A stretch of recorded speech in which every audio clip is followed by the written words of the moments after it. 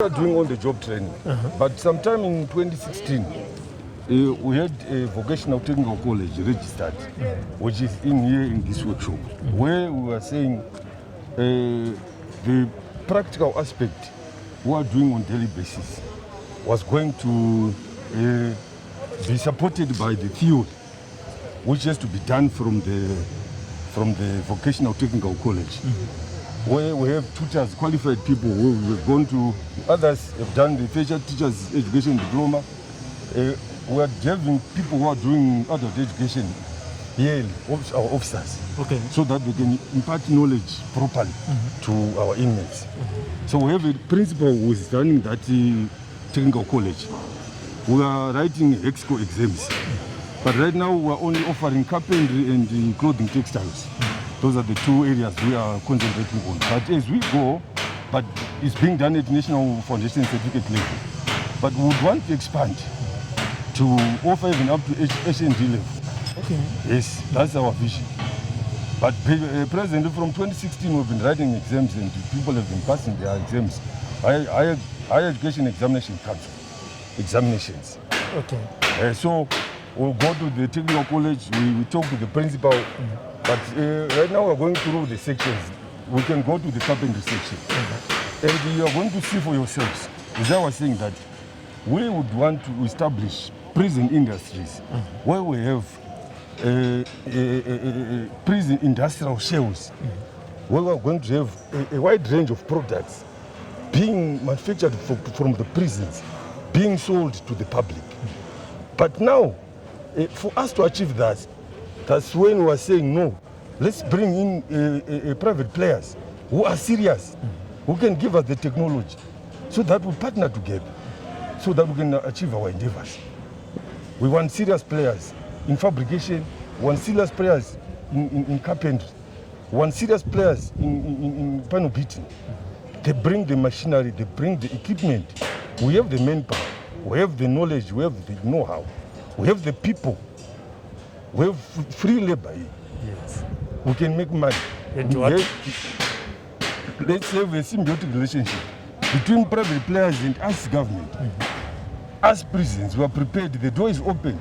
People can come anytime. We negotiate. We see, we bring in something, they bring in something.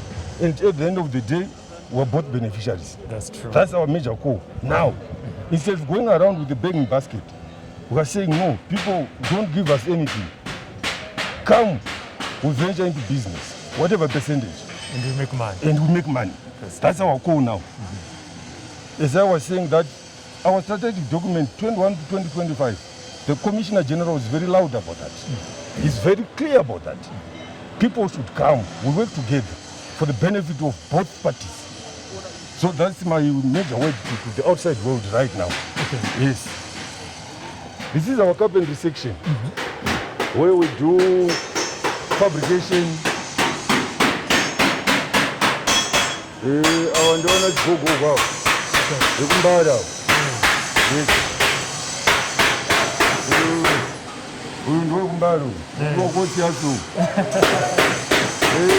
I am a Bava.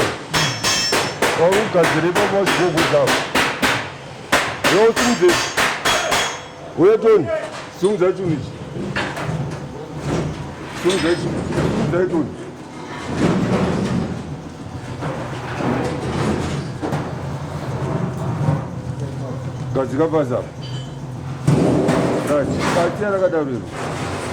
So these are some of the projects we are doing here. These guys are doing those things. Okay. Yes. So for now, where are you getting the raw material? I will just pick Simbi anyway. Okay. If you get your rata, particularly bring it here, you give it to those guys. All right. Yes, okay. yes. But our major strength is here with this section. All these are our products. All these are our products. All these are our products. All these.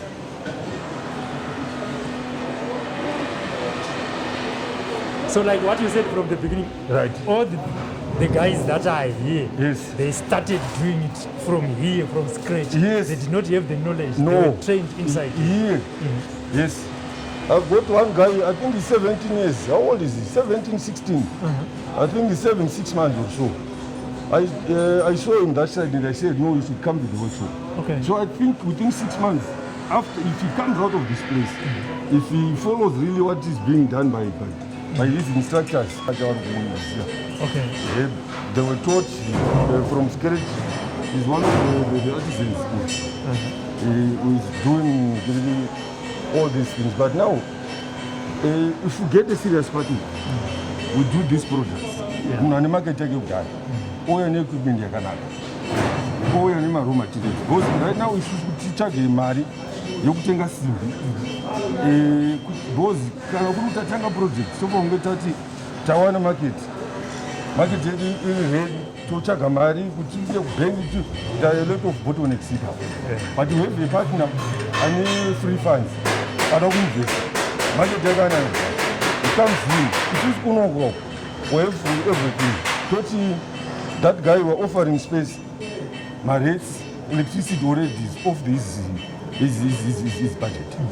He brings in my raw materials, then we share according to the percentages that they agree. Saka ndikuona kunoku pari zvine zvimawindow frame nemadoor frame nemagate amagadzira andone market iri kana kuti Adm officers zedu. okay. Yes, so yes, we are charging just a small fee. We can't talk of really commercialization. Okay. Because already would say our officers are not getting much, but at the end of the service, we need somewhere to stay. So if our officers bring in their singles, we do these things for them. Then they go and the work. But what we are saying is the government should give us consumables for us to teach these people. Okay. But what is happening right now is these inmates are being taught by material bought by other people. And you are compromising on quality. So at the end of the day, if you charge too much, these guys won't come with this material.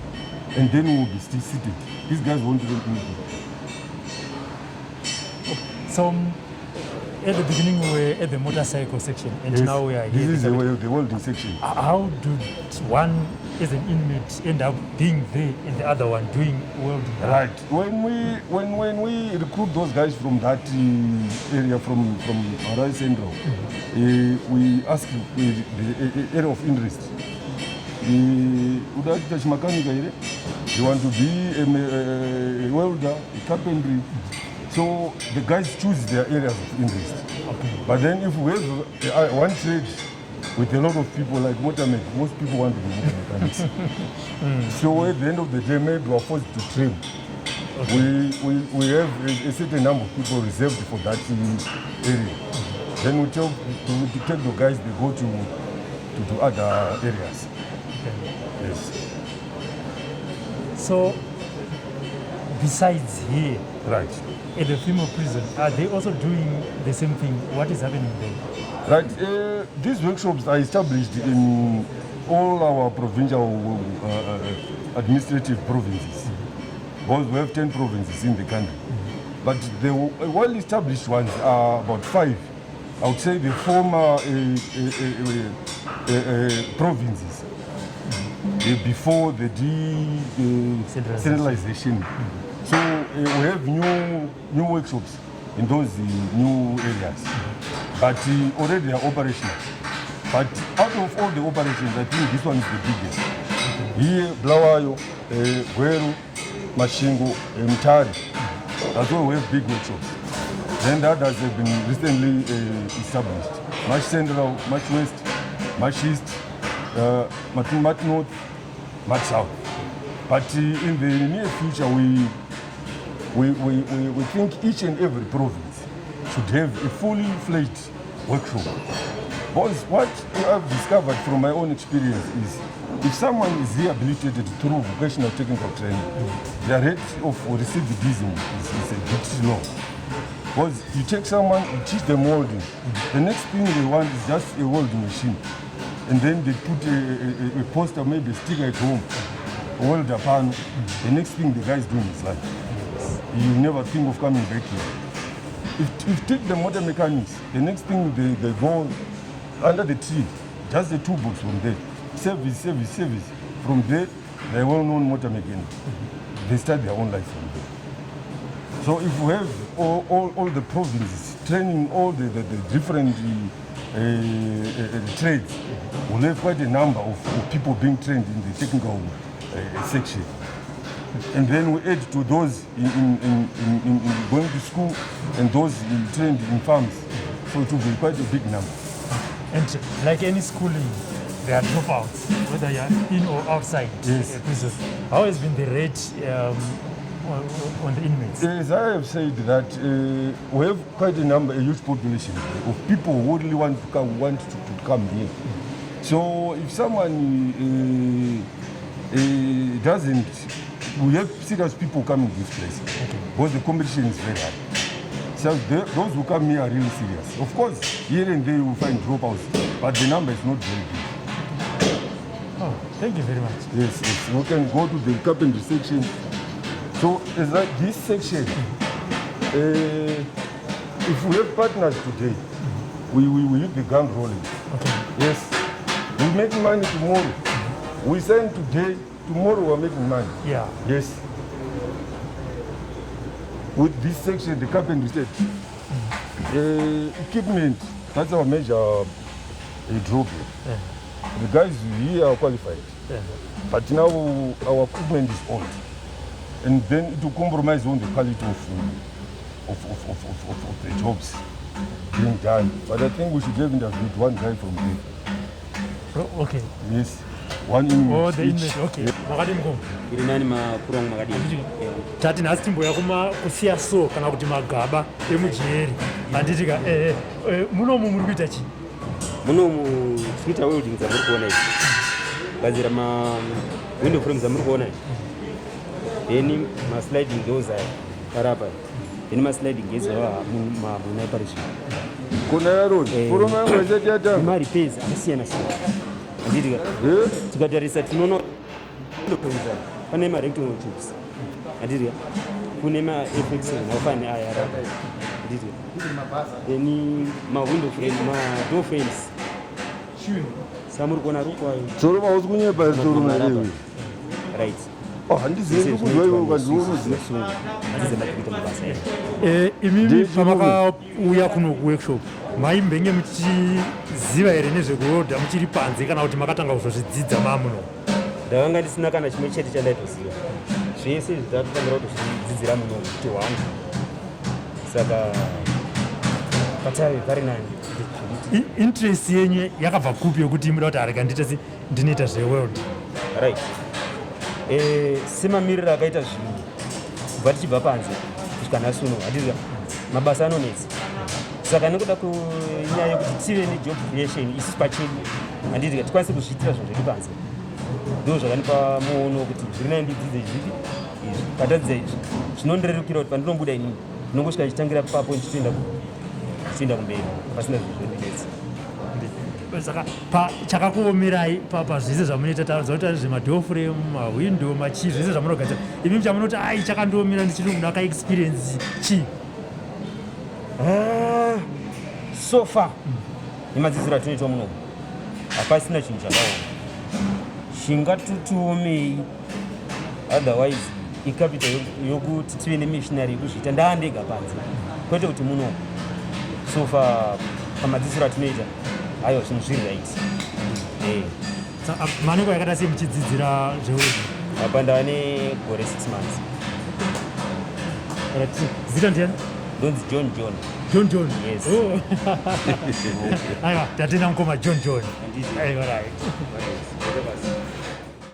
The reintegration aspect has been a challenge because these guys, they need the starter packs Yeah. when they get outside. But now, for them to get starter packs now, it's a problem. Even McDonald's, at times the other guys would come in, but hazvisina kutobuda. Vamwe vakaenda kunoona hama kuti ndipo ndikutengere welding machine, vamwe vanokoopareta but hazvisi kunatsobuda kuti zvinatsoita zvakanaka. Saka reintegration iri kuda vanhu vakawanda kuti tipinde tese, society, macorporates, I would say nearly everyone, kuti zvibude zvazviri. Right, as I indicated to you, that we've got a vocational technical college here. Right. Our tailor show principal wacho uvanonzi correctional officer Tsamba, chief correctional officer Tsamba, is the principal of the vocational technical college. So you take us through the college, what is being done, what is being done, and what we are looking at in the near future. Then from there, topinda mukati mukapendi, jokune imwe part yacho. Then from there, topinda mukati mutailors. Come in. All right. Morning, how are you? Yes, we have visitors here. Okay. So, Mr. Tsamba, you can just take us through. You can see they are students, but inmates as well. Yes. Okay, these are students from the Vocational Training Center. We have a Vocational Training Center which was established in 2016. It was after a realization that inmates from the tailors' clothing were not being certified in terms of certificates, unlike in other sections where you have been through, you have seen they are having certificates from manpower trade testing, but for the clothing, we don't have that. So we decided to establish a vocational training center under the Ministry of Higher and Tertiary Education doing lexical courses.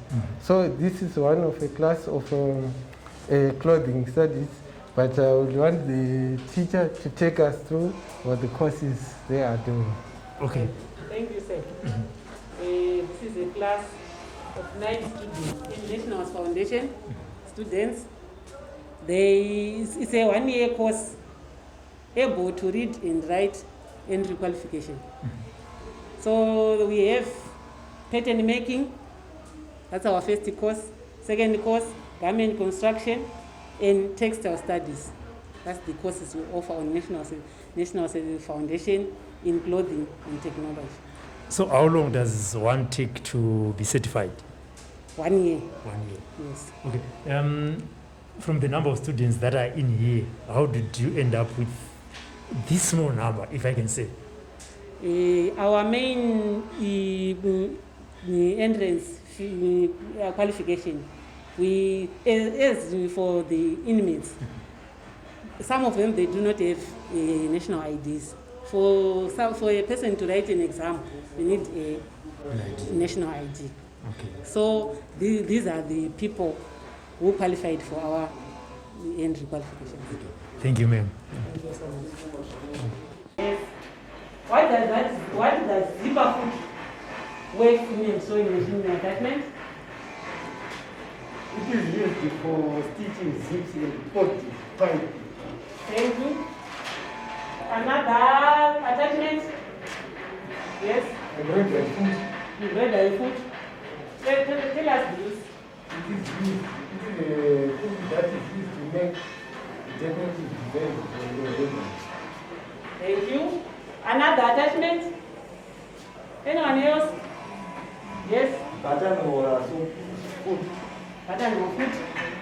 It is used to make pattern walls. Okay, button was on a garment and it. Anyone with another? We have 10 of them, 12 of them. We have to mention them.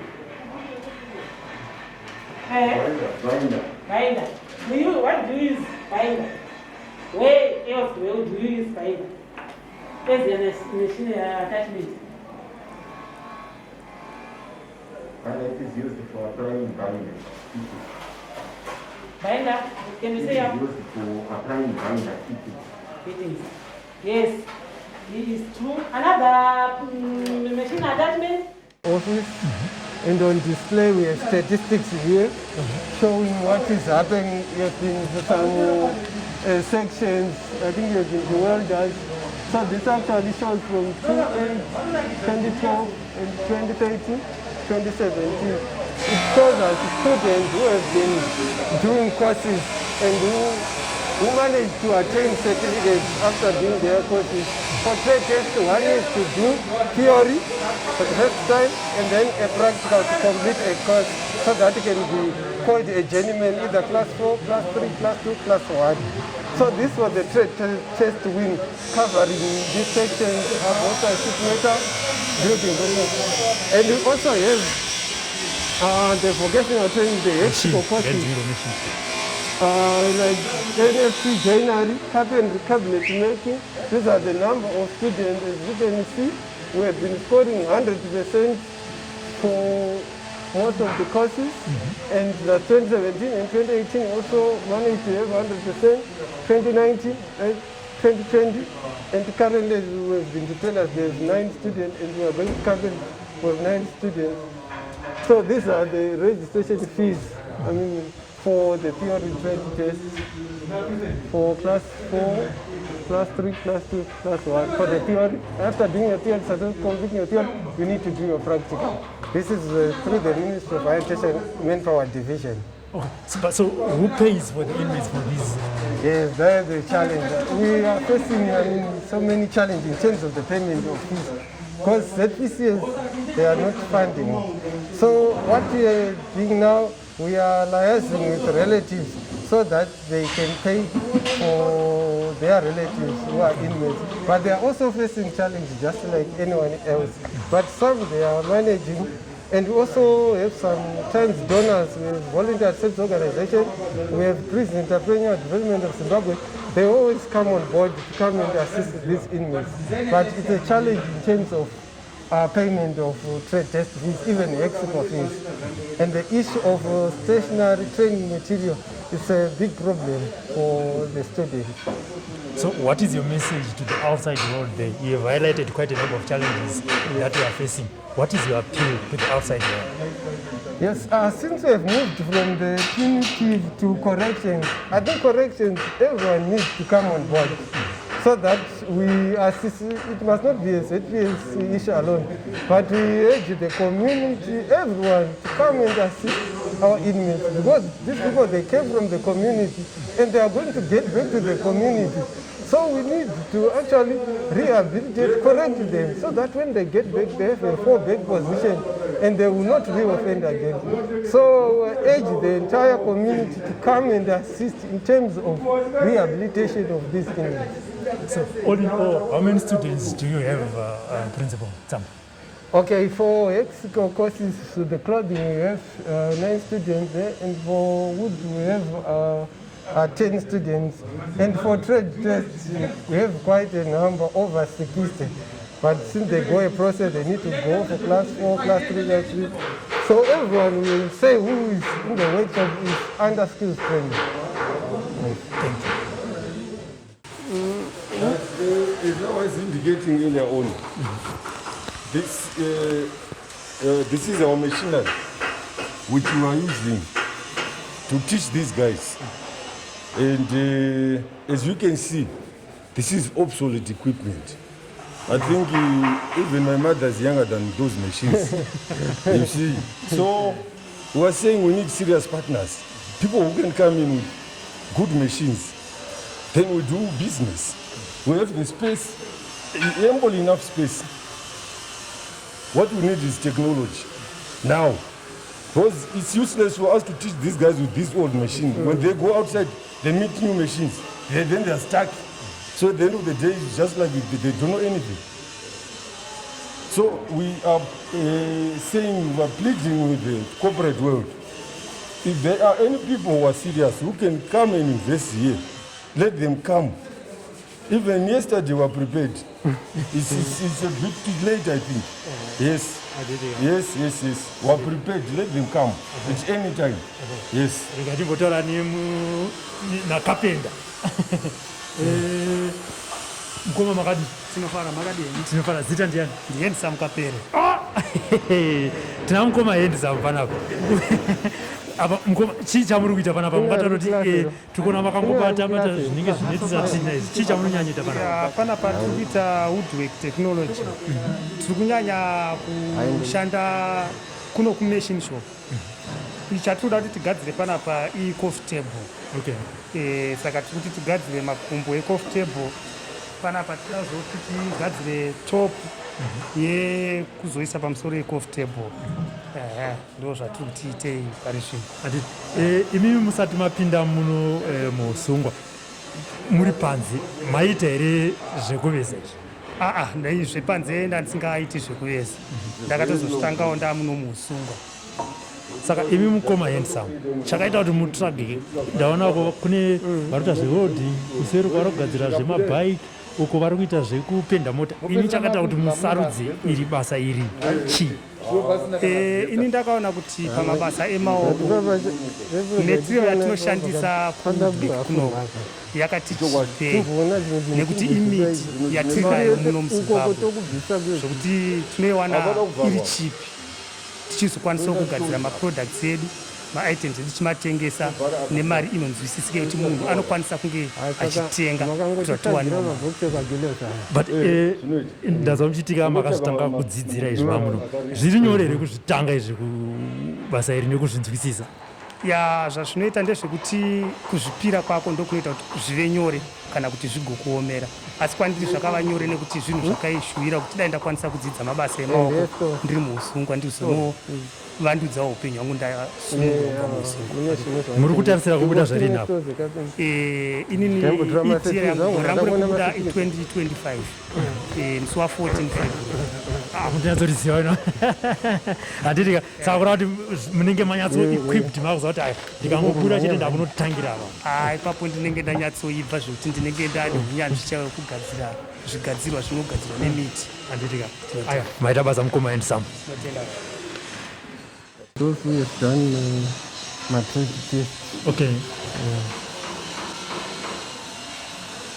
But these are still inmates, but now they are certificates. Okay. So these are for my trade test and then okay.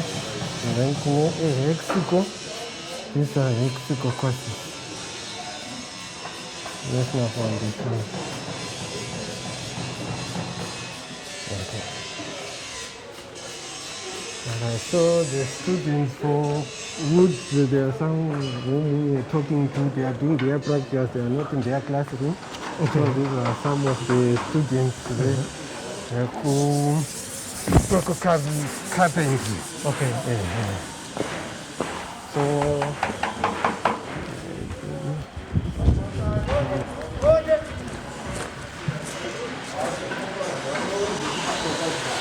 you can go and have a look at their classroom there.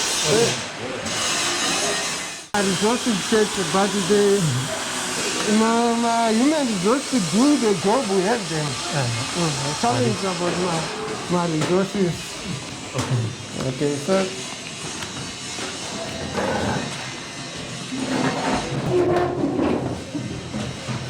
right. So for clothing, they do 3 courses, which is cabinet making, joinery, and carpentry. Just like the clothing, it's a 1-year course. The end requirements, ability to read and write, and of course passion for the course. And we recruit them from the central site here. After applying advertisement, that we have courses are there, and they will apply, and then we recruit them. So we have 9 students here doing the cabinet course. Okay.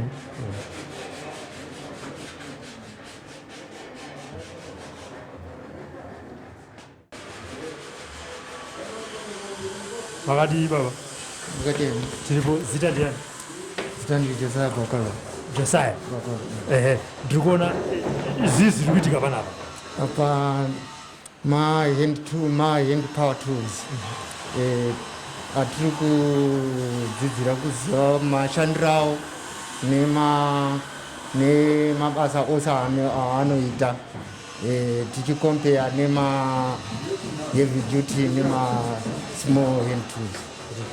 Imimi chakaita kuti muchuze carpentry ndanoona panapa panoitika zvinhu zvakawanda mabasa emaoko.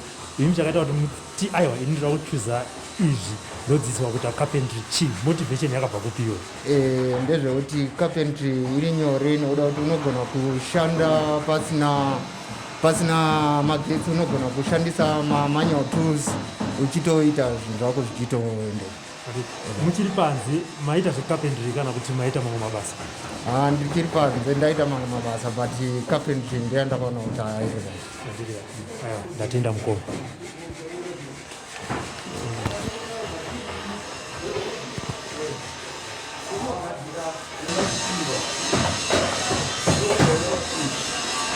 This is a shoe rack. Oh, okay. A shoe rack.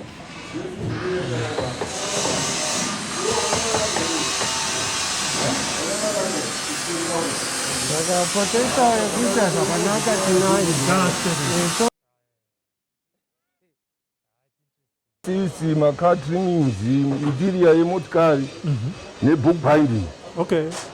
The bookbinding section, we used to have a lot of jobs from libraries, universities, public libraries. But unfortunately, there's one machine which broke down. That machine, I would say, is the backbone, the bookbinding. Because you see books in the library, they have to be written topics. So that machine is the one which was doing Greek. So that was the end. Because books are arranged in the library. You can't see the name of the book. So it will be very difficult for you to tell which is which. So all these masofa yangawa kuzoripiwa. Mattress, totanga from scratch, we can repair mattress enyu togadzira. Then one makoblers. But dzapotoka varumezi pane makoyi bhutsu dzakasangana nepoto ichangu chimwe chandakatisoto chandiri kutoitei. Okay. Waka wachigadzira bhutsu here munombi? Inini ndakatangira kumasofa. Oh. Alright. Saka chauda interest yekuti mude kugadzira masofa chii? Ndinotaridza kuti ndokakatangira interest yenyu. Chakaita kuti ndide kugadzira masofa enyaya yekuti ndichisvika panapa ndakaona kuti zvinhu zvirineti kuti ndibve ndine chandinoziva panapa. Saka ndaona masofa ndakaona kuti chinhu ndezvimwe zvinogona kuzondibatsira kana ndichinge ndaenda panze. Ndinogadzirawo masofa ndichiita business. Chitengesa chidi. Handiti. Izvi ndakuona makugadzira shangu kuno. Musection muno mune 3 section atinoshanda iri 1. Kunoti coblers, kuita bookbinding nemasofa.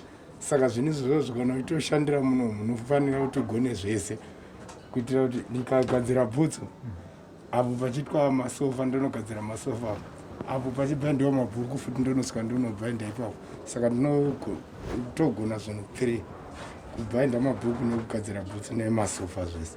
Okay. Manengo yakareba zvakadi muri kuno kuworkshop? Zvinezvi ndane 3 years. Saka matoo specialist? Wakambonya trade handisati. Hausati? Chii hauna chitupa? Chitupa handina. Handiti? Alright, thank you. Alright. So it's one area yokubuda panze. Because wakwaza kumanufacture masofa from scratch kwakuzo repair. Senuri wa Glenview 7, I mean Glenview area 8 judge. They can do it. How are you? Samuno munike mchiripewa mafridge. Yes, mamwe ndiye kumabhawa edu, mamwe ndiye ma-individuals zero kugara kudai so inyaya yekushaiwa maspace. Munhu unotaura kuti kuda kutengwa zvakati, but it will take ages kuti maspace iwayo auye. Okay. Okay. So the other guys have even gone for trade test here, refrigeration technician. Wakana trade test wangani bana? Wakanyora theory. Maresults akauya. Wakapasa. Wakatanga rini? Wakatanga last year. Zita ndiani? Ndonzi Brody Tsingano. Ndiri kuona muchibata-bata fridge apa, chii chiri kuitika? apa tikutochuba firiji zvokuti iende anga isingaise chando, saka ndiata achigadzira mapaipi kuti aise chando. imimi kutogadzira firiji? Oh, makazvidzidzira kupi zvekugadzira firiji? ndakadzidzira muno mujeri. hamuna kuzvidzidzira kubva panze? Aiwa, ndini. Handiti chido chekugadzira mafiriji chakabva kupi? Zvakaitika ndezvokuti pandakanga ndichirarama ndiri panze ndakanga ndichizvisvira but ndisina mukana wacho kuti ndizvikwanise kuzviita nekuda kwemari nezvimwewo zvinochiitika mumhuri. Saka ndamujeri ndakauya panapa ndobva ndanzwa kuti panoita workshop, kuno panogadzirwa mafiriji, kune vanogadzira mota, kune vanosona, kune vanoweza. Ndobva ndati mukana uye wandaitadza kuita ndiri panze regai ndichinogadzira mafiriji. Ndo pandakauya panapa ndatanga kudzidziswa nemadzishe. Igore ripi iroro? 2019, 2020, 2021 musi wa 25 March pandaenda pandanonyeora pandapasa, saka pandamirira practical. Saka practical muchaitanga zvichaitwa rini izvozvo? Practical mari yacho ndakabhadharirwa naofficer in charge wepano paworkshop, saka naachuma officer in charge wepano paHarare Central Prison paworkshop ndo akandibhadharira mari yepractical. Saka pandamirira kuti risiti rwakauya, saka kwasara kuti tidainzwe tiite practical yacho kumasasa. Saka mashoko yenyu kuna vachuma vakakuitirai basa rakadai so ndeyekuti chii? Ndoda kuvatenda kuti zviregedze kugumira pandiri chete, asi waitira vamwe vese vari munomu wanenge wasina hama dzinokwanisa kuvaprovhaidha mari yacho yekuti vakwanise kunyora, kuti dai Mwari wangu varamba vachivaitira zvakanaka. Muri kutarisira kubuda zvarini? Kubuda panze ndobuda muna July 2023. Urongwa hwenyu nebasa ramuri kuita muno kana muchinge mabuda rakamira sei? Urongwa hwangu kana ndichinge ndabuda panze nebasa randiri kuita, nokuti dai Mwari vapindira ndabudawo ndichienda kunyange pakambani, kunyange dai kunyange nenyika dai ationawo yabudawo, tabudawo ichitipawo zvokuita sevanhu vakadzidza mabasa vari mukati meusumbu. Pamabasa amuri kuita panapa epractical amuri kuita pana, tingati zvinhu zvamunoda kushandisa zvamusiri kunyatsowana ndezvipi? Panapa tine challenge yemagasi, magasi bottle edu. Saka nguva zhinji yatoti tichida kudzidziswa kunama, tichida kudii. Saka pane pasina magasi zacho kuti tidzidziswe kunama nemacourtrooms. Macourtrooms tichida kudzidzira kuti patinoendawo nemalecture edu mashefu ateti nawo votilecture macourtrooms. Saka macourtrooms acho tichita challenge yekuti dzimwe dzenguva anenge ari kure, anenge asingawanike padhuze, patiri panapa kuti tidzidze tichiona macourtrooms acho. Aiwa, maita basa mukoma. Totenda.